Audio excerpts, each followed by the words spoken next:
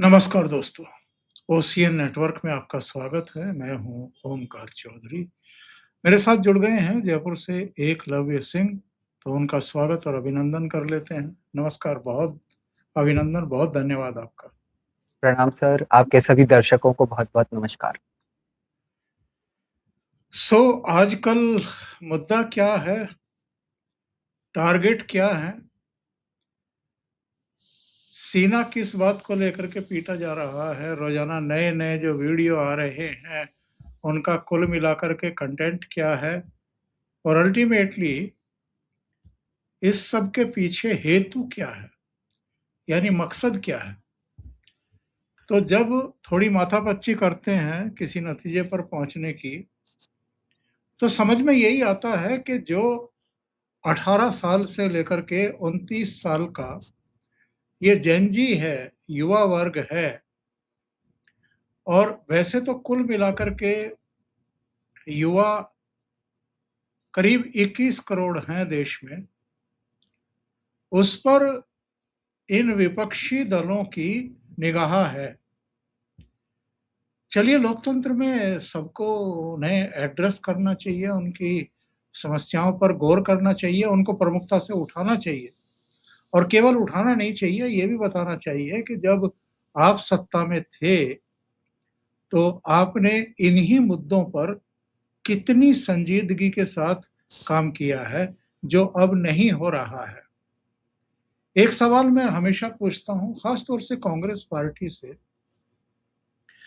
कि जब मनमोहन सिंह साहब ने दफ्तर छोड़ा था 2014 में, तो क्या उस समय तक देश के एक-एक युवा को, एक-एक बेरोजगार को अपॉइंटमेंट लेटर थमा थमा चुके थे? कोई बेरोजगारी थी ही नहीं देश में, किसी तरह का कोई असंतोष था ही नहीं। और मैं तो आज दर्शकों के सामने ये भी आंकड़ा पेश करने वाला हूँ कि मनमोहन सिंह के समय जो मुद्रास्फीति की दर थी, जो महँगाई थी, वो किस स्तर पर थी, और जो मौजूदा गवर्नमेंट है, इसके कार्यकाल में महँगाई की दर कहाँ है? जो 7वां वेतन आयोग, फिर उसके आगे की भी चीज़ें हैं, वो भी अगर हम देखें, या अगर हमारी सेनाएँ हैं, उनको पेंशन में जो वृद्धि हुई है, उसको भी देखें, तो और जो करीब-करीब 25-26 करोड़ के आसपास लोग गरीबी की रेखा से उभरे हैं, ऊपर आए हैं, उसकी प्रशंसा तो वैश्विक जो संस्थान हैं, वो भी कर चुके हैं। यूएन भी मान चुका है। तो ये जो इस समय कवायद की जा रही है विपक्ष की तरफ से, देखिए, लोकतांत्रिक व्यवस्था में सबको हक है, अलग-अलग वर्ग के मतदाताओं को कन्विंस करने का।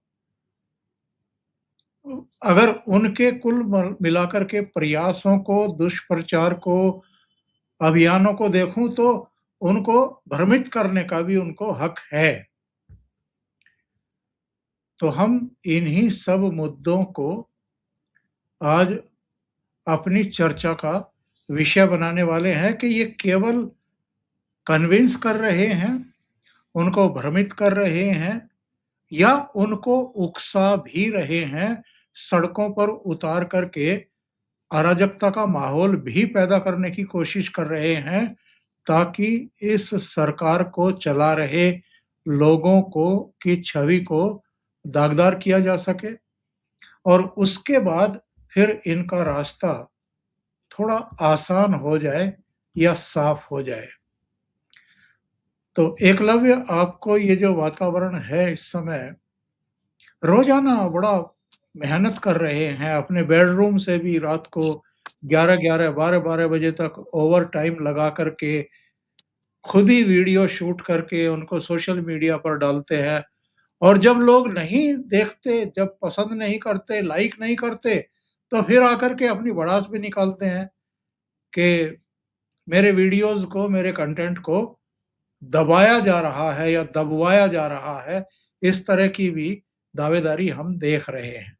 और ये किस तरह के वीडियो बना रहे हैं। और राहुल गांधी का जो E20 वाला वीडियो है, उससे पता लगता है कि एक्चुअल में बिल्कुल भी जिसको कहते हैं कि ब्रेन अप्लाई करो आप कोई कंटेंट तैयार करने से पहले या कोई मुद्दा उठाने से पहले, तो इससे पता लगता है कि जल्दबाजी में और एक दूसरे से आगे निकलने की होड़ में, क्योंकि केजरीवाल ने E20 का मसला उठाया तो राहुल गांधी भी उठाएंगे। केजरीवाल ने जंतर मंतर जाकर के लीड लेने की कोशिश की तो राहुल गांधी प्रधानमंत्री के चौखट तक पहुंच जाएंगे और वहां जाकर के हंगामा करेंगे। तो इन बिंदुओं पर भी आएंगे, लेकिन इस वातावरण पर आप क्या कहेंगे? देखिए सर, आज एक बड़ी इंटरेस्टिंग खबर चली। इंडियन एक्सप्रेस का एक न्यूज आइटम था जिसमें ये एक प्रोपेगेंडा फैलाया गया सर कि भारत जो है अब अपने यूपीआई पेमेंट्स को जो है फ्री से टुवर्ड्स एक मिनिमल फी चार्ज करने की तरफ बढ़ रहा है सर। और उसमें ये बताया गया कि हालांकि उसमें मिनिस्ट्री का ऑलरेडी क्लैरिफिकेशन आ गया कि जो कंज्यूमर्स जो होते हैं उस पे इसका कोई असर नहीं होगा सर।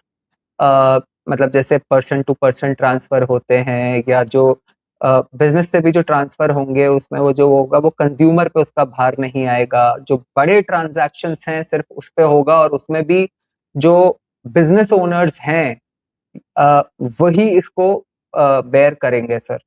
अब सर इसमें एक बड़ी इंटरेस्टिंग जो खबर ये जिस परिप्रेक्ष्य में चलाई गई वो इस परिप्रेक्ष्य में चलाई गई कि ट्रंप ने ये प्रेशर बनाया है मोदी जी के ऊपर ऐसा करने का। ट्रेड डील के लिए जो नेगोशिएशंस चल रहे हैं उसके बीच में ये हुआ है और ट्रंप ने इसलिए ऐसा किया है क्योंकि जो वीजा और मास्टर कार्ड का जो बिजनेस है इंडिया में वो बहुत ज्यादा, क्योंकि अमेरिकन कंपनीज हैं, उनका बिजनेस बहुत ज्यादा इसकी वजह से सफर करा। अब सर आप देखिए, मैं आपको बताता हूँ, मैं इस पे आ रहा हूँ लेकिन उससे पहले मैं आपको एक छोटा सा इसी परिप्रेक्ष्य में एक एग्जाम्पल दे देता हूँ सर। ये एक प्रोपेगेंडा चलाया गया सर कि ट्रंप ने भारत और पाकिस्तान के बीच में सीज फायर करवा दिया सर। तो ठीक है, आप 3-4 दिन सर्कमस्टेंशियल कुछ स्टोरीज गढ़ के और अपना प्रोपेगेंडा थोड़े दिन तक चला सकते हो। लेकिन सर क्या है कि मुझे ऐसा लगता है कि जेन जी भी जो होती है उसमें अपनी सहज बुद्धि होती है सर। उसको ये साफ साफ दिखाई, एक तो सर मैं आपको बताऊं कि इस देश में अगर किसी को किसी ऑर्गेनाइजेशन के प्रति हमारी जेन जी और युवा वर्ग को बहुत ज्यादा गर्व है तो वो हमारी सेनाएं हैं सर। और तो एक तो वो वैसे भी सेना को ट्रस्ट करती है और दूसरा जेन जी में इतनी जो सहज बुद्धि है सर कि वो ये समझ सकती है कि जो व्यक्ति 6 महीने से अपनी एड़ी चोटी का जोड़ लगा के खुद का युद्ध नहीं रुकवा पा रहा, वो क्या भारत और पाकिस्तान का युद्ध रुकवाएगा सर। तो इस तरह से क्या है सर कि प्रोपेगेंडा आप थोड़े दिन चला सकते हो लेकिन चल नहीं पाता। उसी तरह से सर ये जो यूपीआई वाली भी बात है, ये अगेन सर इसमें थोड़ा सा मुझे लगता है कम्युनिकेशन इंपॉर्टेंट है और जरूर होगा आने वाले समय में। लेकिन हमारे जो जेन जी के ही लोग हैं, जो युवा वर्ग है, जो आ, मतलब वो भी तो वीडियोस बनाते हैं ना सर, जिनको वो एक्सप्लेनर्स कहते हैं। तो उन्होंने ऑलरेडी बड़े अच्छे वीडियोस बना दिए हैं सर। जो राष्ट्रवादी, जो जेन आर है सर, जनरेशन राष्ट्रवादी, उन्होंने सर ऑलरेडी बना दिए हैं इस तरह के वीडियोस कि जब यूपीआई इंटरफेस चालू किया गया था डिजिटल पेमेंट्स का, तो सर वो फ्री कभी नहीं था सर, वो कंज्यूमर के लिए फ्री था। लेकिन उसका भी जो मतलब जो इंफ्रास्ट्रक्चर कॉस्ट है, एक तो वो सरकार जो कि मतलब एनसीपीआई के माध्यम से और जो बैंक से हमारे, वो उसका जो खर्चा है वो उठाते थे। और आज भी यही होने वाला है सर। जो हजारों लाखों करोड़ों में प्रॉफिट्स कमा रहे हैं वो एक कोई 0.1%, 0.2% पे करेंगे उस इंफ्रास्ट्रक्चर को सपोर्ट करने के लिए। और सर इसका पर्पस भी यही था, अल्टीमेटली किसी को तो इस कॉस्ट को पे करना ही है। गवर्नमेंट क्योंकि चाहती थी शुरू में सपोर्ट करना ताकि ये थ्रू आउट मतलब डिजिटल इंडिया से हर कोई जुड़ जाए, लेकिन अल्टीमेटली किसी भी चीज को सेल्फ सफिशिएंट बनाना होता है। तो अब जो उसके बेनिफिशियरीज हैं वो उसका कॉस्ट बेयर कर लेंगे और कंज्यूमर पे डायरेक्टली कुछ आ नहीं रहा। लेकिन सर ये लोग प्रोपेगेंडा इसी तरह से चलाते हैं कि ट्रंप ने बोल दिया, ये कर दिया, मोदी झुक गया, डेड इकोनॉमी हो गई। अब सर आप देखिए कि अभी आपने एक E20 वाला एग्जाम्पल दिया। कल सर ये जो राहुल गांधी का जो छात्रों की गूंज वाला प्रोग्राम चल रहा था, इसमें सर इन्होंने एक बात करी कि डेटा के बारे में बात कर रहे थे सर, ये कि डेटा जो है हर व्यक्ति जो युवा है इस देश में वो लगभग 1 GB पर पर्सन पर डे जो है इस देश में यूज करता है।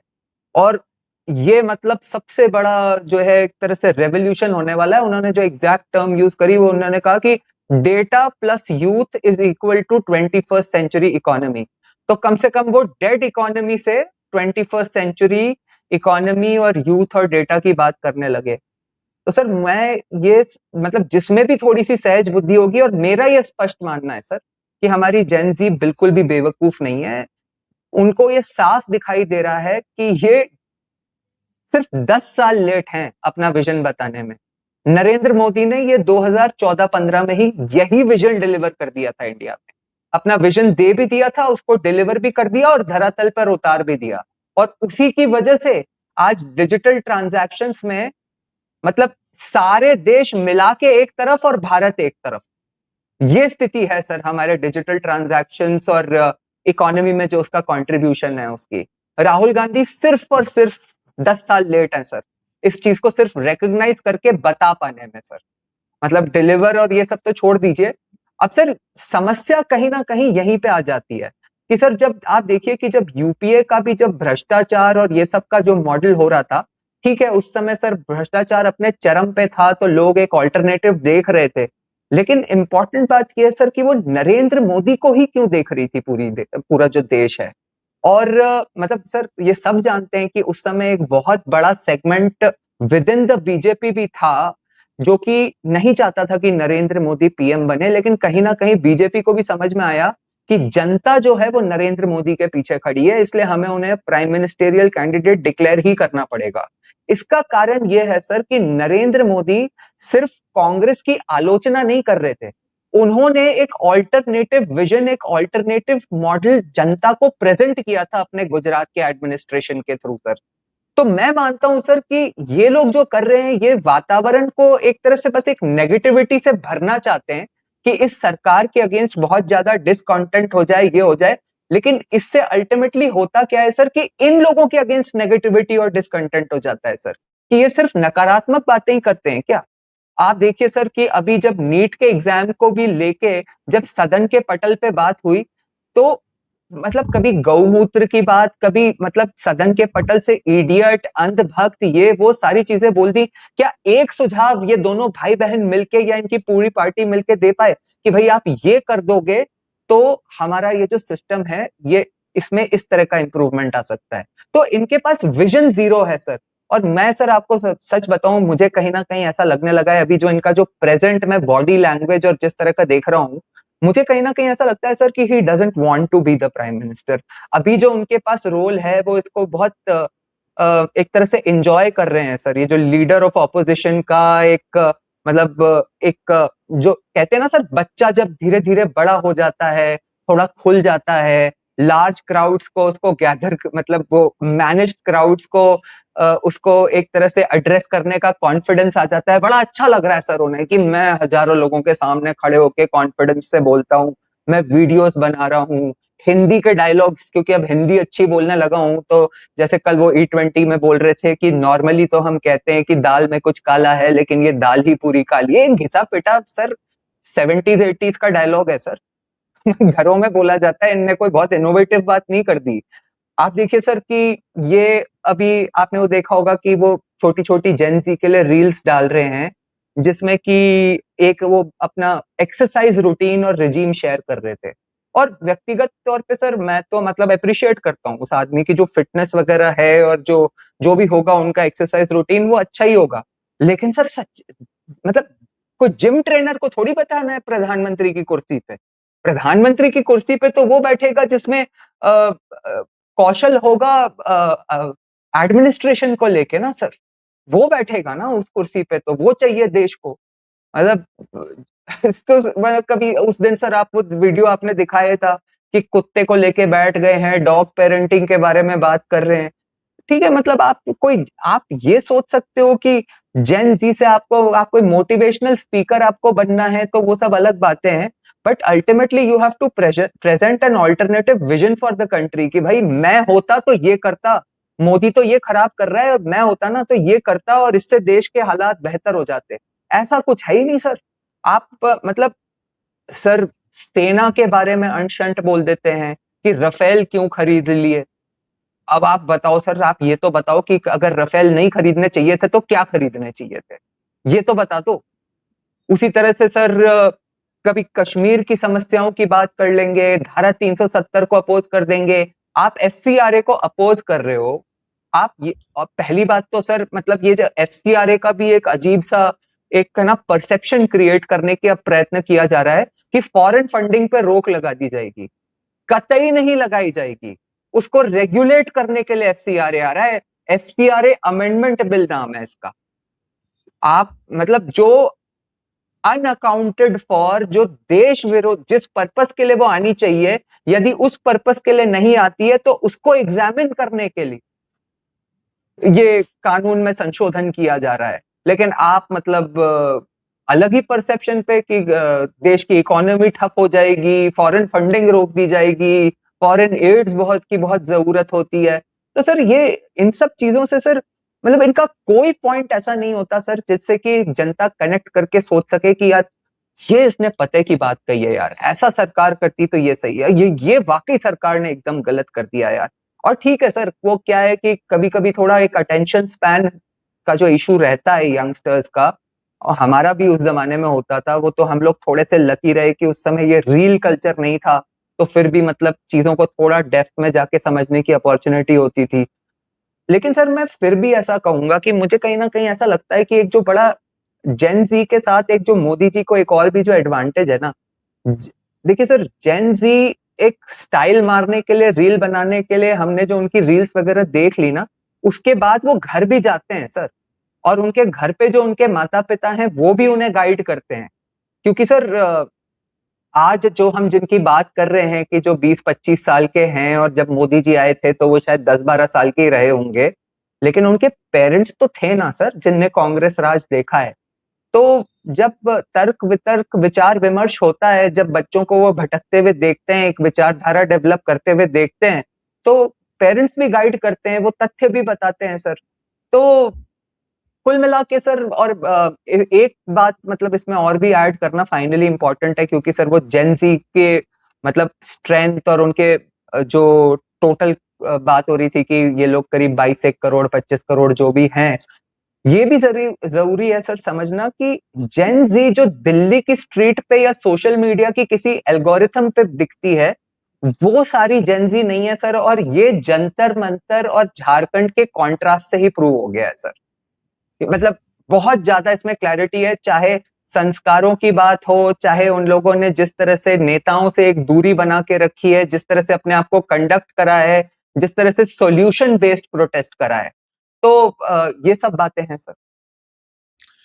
देखिए, प्रयागराज में इन्होंने क्या कहा है? इन्होंने कहा है कि भारत में रोजगार के सब दरवाजे बंद हो चुके हैं। केंद्र सरकार पर वहां इन्होंने निशाना साधा। कोई दिक्कत नहीं है, आपका काम है, आप साधते रहिए। फिर इन्होंने कहा कि सिस्टम ने युवाओं को चक्रव्यूह में फंसा दिया है। ऐसे हालात पैदा किए जा रहे हैं जिससे युवाओं के लिए रोजगार के अवसर लगातार कम होते जा रहे हैं। मैं कुछ आंकड़े रख देता हूं लोगों के सामने। जरा देखते हैं। युवाओं की टोटल संख्या जो पंजीकृत मतदाता हैं देश में, वो इस समय करीब करीब 97 करोड़ है, 97 करोड़। युवा मतदाता 18 से 29 वर्ष के, 18 से 29 साल, करीब करीब 21 करोड़ 50 लाख के आसपास है, 21.5 करोड़ मान लीजिए। और पहली बार जो वोट देने वाले हैं उनकी संख्या करीब करीब 2 करोड़ के आसपास है। ठीक है। अब ये जो 21 करोड़ बताए जा रहे हैं, 21.5 करोड़, 2014 में किसके साथ थे, 2019 में किसके साथ थे, 2024 में किसके साथ थे, ये मैं दर्शकों के ऊपर छोड़ता हूं। और जो पहली बार 2 करोड़ मतदाता वोट देने जा रहे हैं, उनमें से एक बड़ा हिस्सा, अधिकांश हिस्सा किसके साथ जाएगा? क्या आज का जेन ज़ी वो है जो जंतर-मंतर पर देखने को मिला, जो प्रधानमंत्री को बहुत गंदी-गंदी, भद्दी गालियाँ दे रहा था, उनकी माँ तक को नहीं बख्श रहा था? या इस देश का जेन ज़ी वो है जो हमें आईआईटी में भी कल दिखाई दिया और जो प्रधानमंत्री की बातों का समर्थन कर रहा था और उनको सराहना भी दे रहा था? बेरोजगारी की स्थिति क्या है? जो आधिकारिक सरकारी आंकड़ा है, पीएलएफएस, सांख्यिकी और कार्यक्रम क्रियान्वयन मंत्रालय, ये जो श्रम बल सर्वेक्षण है, उसके अनुसार देश में कुल बेरोजगारी की दर 4.4 से लेकर के 4.7 के बीच में स्थिर बनी हुई है। बढ़ नहीं रही है, घट भी नहीं रही है, करीब-करीब 4 से 5 के बीच में है। निजी एजेंसियों का जो आंकड़ा है, centre for monitoring Indian economy, जो वैश्विक आर्थिक विश्लेषक हैं, उनके भी जो अनुमान हैं, जो अध्ययन है, उनका कहना है कि भारत में 5.2 से 5.5 के आसपास बेरोजगारी है। मान लेते हैं कि 5.5% है। और युवा बेरोजगारी, जो उच्च शिक्षित युवा हैं, उनकी बेरोजगारी दर सामान्य दर से हमेशा ही अधिक मानी जाती है, पाई जाती है और कभी-कभी तो ये 15 से लेकर के 16% के आसपास रही है। अब आते हैं जरा महंगाई दर पर। बड़े टीवी चैनलों पे हम देखते हैं बैठ कर के, जिनके सिरों पर बाल नहीं है, वो किस तरह की बातें करते हैं बैठ कर के। और खुदरा महंगाई दर जो इस समय है 3.2, ये बहुत ही मॉडरेट, जिसको कहते हैं हम, संतुलित स्तर है। अच्छा, खाद्य महंगाई दर क्या है? एक तो हो गई खुदरा महंगाई दर, एक है जो खाने-पीने की चीज़ें हैं, वो भी 3.4 से लेकर के 3.5% है। अच्छा, ग्रामीण बनाम शहरी, ये महंगाई दर 3.37 और शहरी क्षेत्रों में 3.02, तुलना में थोड़ी-सी अधिक। अब आते हैं जरा मनमोहन सिंह के समय क्या स्थिति थी, ये भी तो जानना बहुत ज़रूरी है। क्योंकि सबसे ज़्यादा क्रिटिसिज़्म कौन कर रहा है? जो इकोसिस्टम के लोग हैं या राहुल गांधी है, ये सब कर रहे हैं। तो यूपीए के कार्यकाल में, पहले कार्यकाल में 2004 से 2009 के बीच औसत महंगाई दर 5.5 से लेकर के 6.5 थी। और ये शुरू में जब अटल जी ने ऑफिस छोड़ा था, 3 से लेकर के 4.5 के बीच था। लगभग जो इस समय मोदी जी के समय, वो अटल जी के समय थी, लेकिन वो आगे चल करके मनमोहन सिंह के समय बढ़ गई थी। अच्छा, 2009 से 2014 के बीच में कितनी थी साहब? 10.1%, 10% महंगाई दर थी। और जो खाद्य महंगाई दर थी, उसका तो पूछिए मत आप। लोग त्राही-त्राही कर रहे थे उस समय। और देखिए 2014 में एक तो भ्रष्टाचार, घोटाले, मिसरूल और महंगाई, बेरोजगारी, करप्शन वगैरह, ये यही तो मुद्दे थे जिनकी वजह से उखाड़ करके फेंक दिया जनता ने और पहली बार कांग्रेस को 44 सीटों पर ला करके खड़ा किया। और ये जो उच्च महंगाई दर थी, उसने कांग्रेस को कहीं का नहीं छोड़ा। और उस समय तेल का जो खेल चल रहा था, जिसमें नटवर सिंह, उनके बेटे, वो सब जब मामले, इराक, सद्दाम हुसैन से गठजोड़, और सोनिया गांधी ने किस तरीके से अपनी कोटरी के ही मेंबर्स को उठा करके बाहर फेंका था बदनामी के डर से, लेकिन अकेले नटवर सिंह का परिवार ही शामिल था क्या? बहुत सारे लोग थे। तो ये मैंने 2 सिचुएशंस रखी है दर्शकों के सामने। जी, एक सर एक्चुअली मुझे ऐसा लगता है कि जैसे बेसिकली जो अपना एनएसओ जो नेशनल स्टैटिस्टिकल ऑफिस होता है उसका जो सर जो मतलब कि जो सर्वे जो मेन होता है उसको अपन शायद जहां तक मुझे याद आ रहा है पीरियोडिक लेबर फोर्स सर्वे कहते हैं सर, जिससे कि मतलब अपने को ये बेरोजगारी का एक बेसिकली थोड़ा आइडिया लग पाता है। अब ठीक है सर, मतलब आफ्टर ऑल एक तरह से गवर्नमेंट सिस्टम में ही आती हैं ये एजेंसीज, तो एक बार के लिए कोई मान भी ले कि भाई ये तो थोड़ा गवर्नमेंट के फेवर में करेंगी या ये करेंगी, लेकिन मैं एक ऑल्टरनेट बात बोलता हूँ सर। एक सर ऑर्गेनाइजेशन होता है जिसको हम कहते हैं EPFO sir, employ provident fund organisation sir. उसका फंडा बड़ा सिंपल है सर कि जो कोई भी कंपनी जिसमें 10 से ज्यादा एम्प्लॉयज होते हैं उसमें पीएफ का जो अपना कंट्रीब्यूशन होता है वो कंपलसरी होता है सर, जिसमें कि आधा कंट्रीब्यूशन एम्प्लॉयर करता है और आधा कंट्रीब्यूशन एम्प्लॉय करती है, वो एम्प्लॉय देता है सर। अब सर ये तभी खुल सकता है जब कोई उसमें एक्चुअली फिजिकली कंट्रीब्यूट कर रहा हो सर। अब सर इसमें जो करोड़ों खाते खुले हैं sir over the last years, तो मतलब over the last few years, तो ये तो मानना पड़ेगा। आप उसमें भी मान लो कि 5-10% वो एक ऑर्गेनाइजेशन से दूसरे ऑर्गेनाइजेशन ट्रांसफर छोड़ के वापस, वो भी 5-7% मान लो आप। लेकिन सर ये तो मानना पड़ेगा कि ये इसमें जो आंकड़े बने हैं उतना रोजगार तो इस देश में क्रिएट हुआ है। दूसरा सर मुझे लगता है कि एक जो परसेप्शन इस देश में क्रिएट करने की कोशिश की जाती है वो किस बेसिस पे करी जाती है कि सरकारी नौकरियों की कमी है सर। एक आदत है लोगों को कि सरकारी नौकरी चाहिए सर। अब वो तो हो नहीं सकता सर, सच्चाई यही है। मतलब जब पॉपुलेशन 100 है और सरकारी नौकरियां 2 या 3 हैं तो नहीं, दुनिया का कोई भी देश 100% लोगों को सरकारी नौकरी दे ही नहीं सकता। 100% कहां सर, 1% लोगों को भी नहीं दे सकता कोई भी देश सर, कोई देश नहीं दे सकता। अब सर मैं एक और बात इसमें बोलना चाहूंगा कि ये लोग इसके, और ये आज नहीं सर, ये जो लोग है ना, इस ये परसेप्शन बेरोजगारी बेरोजगारी गरीबी का परसेप्शन 60s 70s से चला जा रहा है सर इलेक्शन कैंपेन्स में कि ये सरकार निकम्मी है क्योंकि ये बेरोजगारी नहीं खत्म कर पा रही है और गरीबी नहीं खत्म कर पा रही। लेकिन आज का जो युवा है सर ये इन चीजों से बहुत आगे बढ़ चुका है सर। हमारी मतलब आप देखेंगे सर कि हमारा युवा क्या क्या अचीव कर रहा है, वो किस तरह के मतलब रिकग्नाइज्ड 2 लाख स्टार्टअप्स हैं सर इस देश में, ये रिकग्नाइज्ड स्टार्टअप्स हैं सर।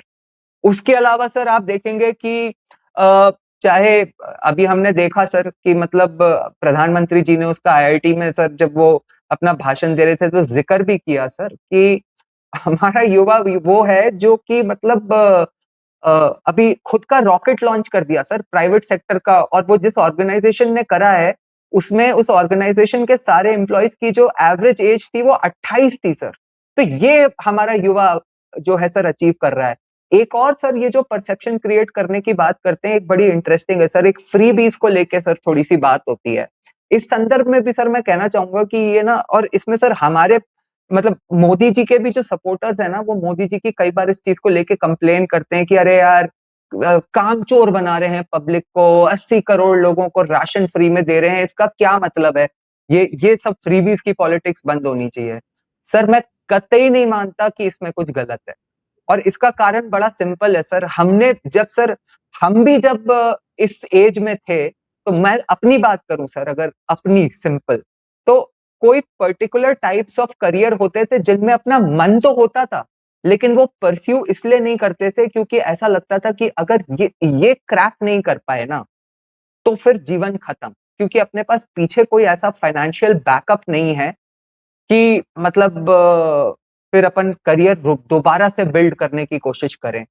तो सर जब हमारे जैसे मतलब ठीक ठाक फैमिली से आए हुए लोगों को ऐसा लगता होगा, तो आप सोचिए सर कि जो गरीब फैमिलीज हैं उनके साथ क्या प्रॉब्लम होती होगी, वो कैसे रिस्क ले पाएंगे।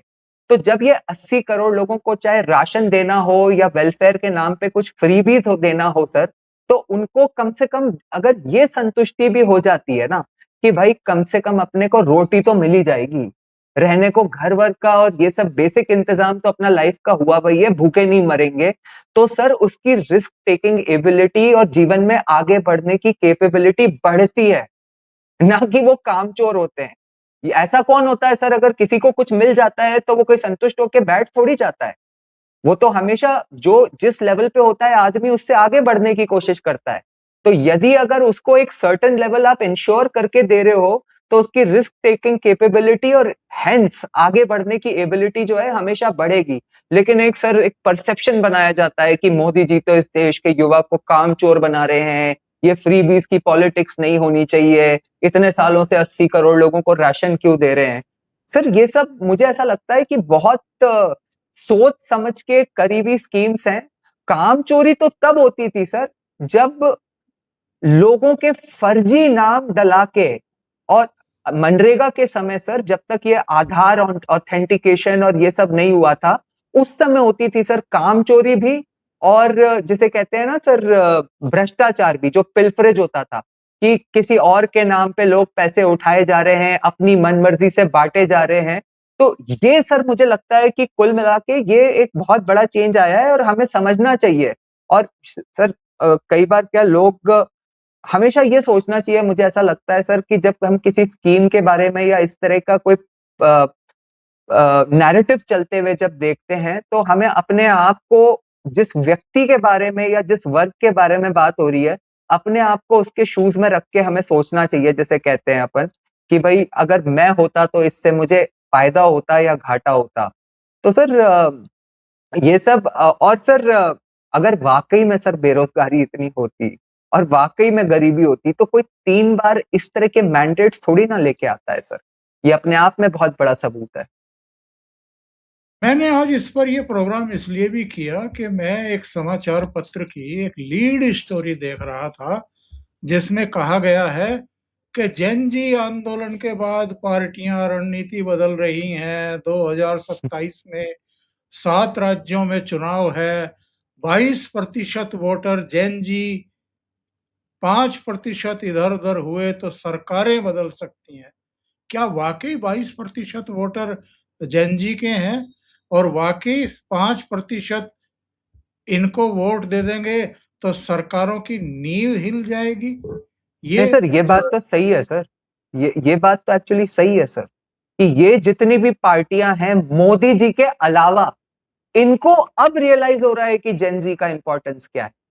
मोदी जी तो सर इस वर्क को एक ऑल्टरनेट विजन, एक सॉलिड लीडरशिप, एक भविष्य के लिए एक होप 2014 में जब आए थे तो साथ में लेके आए थे, और लगातार अभी सर लोग कहने लगे ना कि मोदी जी खुद इंस्टाग्राम पे आ गए, रील बनाने लग गए और इसका मतलब मोदी जी भी जेन जी को ये कर रहे हैं। अरे सर वो समय समय पर छोटे छोटे बच्चों से जो 2034 में वोट डालेंगे ना उनसे भी मिलते रहते हैं मोदी जी तो। और उसके अलावा आपने देखा होगा 2024 का भी कैंपेन था, तो वो जो गेमर्स और जो सोशल मीडिया इन्फ्लुएंसर्स होते हैं उनके साथ भी वो किस तरह से लगे रहते थे। और अभी जो वो इंस्टाग्राम रील उन्होंने बनाई और वो स्वयं इंस्टाग्राम पे आए, वो डर नहीं था सर, उसे री इन्वेंट करना कहते हैं अपने आप को, समय के साथ चलना और अपने आप को लगातार री इन्वेंट करके टेक्नोलॉजी के साथ अपने आप को उसमें जिसे कहते हैं ना सर कि उस ट्रेंड के साथ चलना। और यही मोदी जी की खासियत है सर कि 25 साल से कोई लगातार अगर जनता किसी को पसंद कर रही है ना, तो वो जनता की पसंद के अनुसार अपने आप को उस रूप में ढा रहा है, इसीलिए जनता उसे पसंद कर रही है। तो ये लोग अब समझ पा रहे हैं सर कि अरे जेनजी का आंदोलन हो गया, अरे जेनजी ने कुछ कर लिया। और जबकि वो सिर्फ सिर्फ एक दिल्ली का सो कॉल्ड जंतर मंतर पे एक बहुत सारी ऑपोजिशन बैक्ड और anti India organisations backed funding से किया हुआ प्रोटेस्ट था। और इसके बारे में हम लोग कई बार चर्चा कर चुके हैं, इसलिए मैं उसकी डेप्थ में नहीं जाऊंगा। लेकिन इसका तो इनको ऐसा लग रहा होगा सर कि ये जेन जी के माध्यम से कोई परसेप्शन बना के कुछ अचीव कर सकते हैं। लेकिन मोदी जी सर ये ऐसे नहीं है कि बस एक दिन कुछ इंसिडेंट हो गया तो उसके हिसाब से एकदम हिल गए और अपनी स्ट्रेटेजी चेंज कर ली। वो सर लॉन्ग टर्म स्ट्रेटेजी और लगातार अपने आप को री इन्वेंट करते हुए चलते हैं सर। बहुत-बहुत धन्यवाद एकलव्य, आपका जुड़ने के लिए और बहुत महत्वपूर्ण मुद्दों पर चर्चा करने के लिए। और दर्शकों से निवेदन है, आपको ये चर्चा अच्छी लगी हो तो लाइक का बटन दबा दें, वीडियो को शेयर करें। चैनल अभी तक सब्सक्राइब ना किया हो तो अवश्य कर लें। और इस वीडियो के नीचे आपको नीचे स्क्रॉल करेंगे तो सबसे लास्ट में व्हाट्सएप चैनल का लिंक भी मिल जाएगा। उसको आप फॉलो ज़रूर करें। वहाँ बहुत सारी दूसरी सूचनाएँ भी आपको मिलती रहती हैं। बहुत धन्यवाद। नमस्कार।